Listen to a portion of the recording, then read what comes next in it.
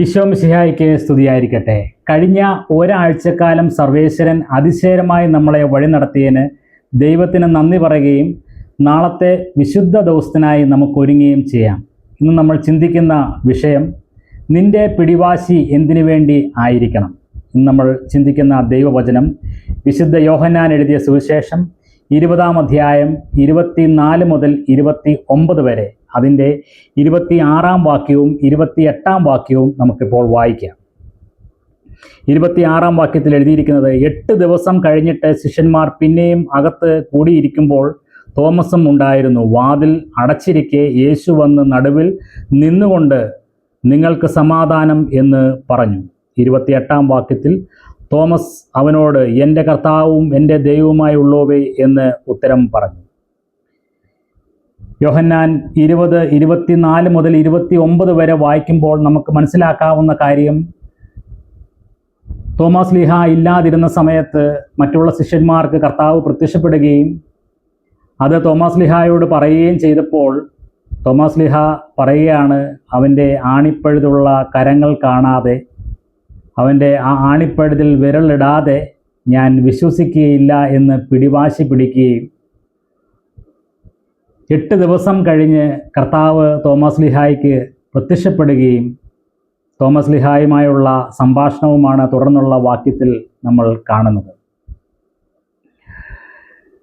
കൂടുതലും നമ്മൾ ഈ വാക്യങ്ങൾ വായിക്കുമ്പോൾ തോമസ് ലീഹായുടെ അവിശ്വാസത്തെപ്പറ്റിയും അവിശ്വാസിയാകാതെ വിശ്വാസിയാകാൻ കർത്താവ് പറയുന്നതിനെപ്പറ്റിയും ഒക്കെയാണ് നമ്മൾ കൂടുതലും കേൾക്കുകയും വായിക്കുകയും സംസാരിക്കുകയും ചെയ്യുന്നത്. ഇതെല്ലാം ഒന്ന് മാറ്റി നമ്മൾ ചിന്തിക്കുകയാണ്. ഇവിടെ തോമസ് ലീഹായുടെ 2 സ്വഭാവ രീതികളാണ് നമ്മളിവിടെ പഠിക്കാൻ പോകുന്നത്. ശരിക്കും 8 ദിവസം കഴിഞ്ഞ് കർത്താവ് അവിടെ പ്രത്യക്ഷപ്പെടുന്നത് തോമസ് ലീഹായ്ക്ക് വേണ്ടി മാത്രം ആണ്. പിടിവാശിയുള്ള തൻ്റെ ആ സ്നേഹമുള്ള ശിഷ്യന് വേണ്ടി മാത്രമാണ് കർത്താവ് അവിടെ പ്രത്യക്ഷപ്പെടുന്നത്. തോമസ് ലീഹായുടെ 2 സവിശേഷതകൾ, ഒന്ന്, തൻ്റെ ഹൃദയത്തിൽ എന്തുണ്ടെങ്കിലും അത് തുറന്നു പറയുന്ന ഒരു മനോഭാവമാണ്. നിഷ്കളങ്കമായി സംസാരിക്കുന്ന ഒരു സ്വഭാവ രീതിയാണ് തോമസ് ലീഹായ്ക്കുള്ളത്. അത് യോഹന്നാൻ 14-ാം അധ്യായത്തിൽ 1 മുതൽ 6 വരെ നമ്മൾ വായിക്കുമ്പോൾ കർത്താവ് സ്വർഗത്തെപ്പറ്റി പറയുകയും സ്വർഗത്തിലേക്കുള്ള വഴിയെപ്പറ്റി പറയുകയും ചെയ്തപ്പോൾ തോമസ് ലീഹ നിഷ്കളങ്കമായി കർത്താവിനോട് ചോദിക്കുന്നൊരു ചോദ്യമുണ്ട്, കർത്താവേ, നീ എങ്ങോട്ടാണ് പോകുന്നത് പോലും ഞങ്ങൾക്കറിയില്ല, പിന്നെയാണോ വഴി? രണ്ടാമത്തെ സ്വഭാവ രീതി എന്ന് പറയുന്നത്, താൻ ഏറ്റവും കൂടുതൽ സ്നേഹിക്കുന്ന ആളെ നേരിട്ട് കാണണമെന്നുള്ള നിർബന്ധ ബുദ്ധിയുള്ള വാശിയുള്ള ഒരു ശിഷ്യനാണ് തോമസ് ലീഹ.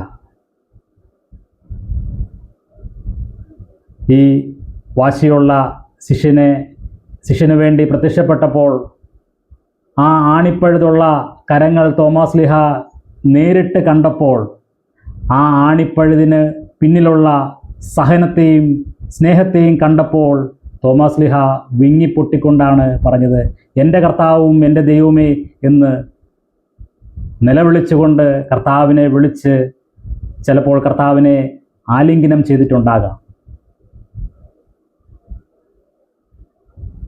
ആ നിർബന്ധമാണ് കർത്താവിനെ വീണ്ടും കാണുവാൻ ശിഷ്യന്മാർക്ക് അവസരമുണ്ടായത്.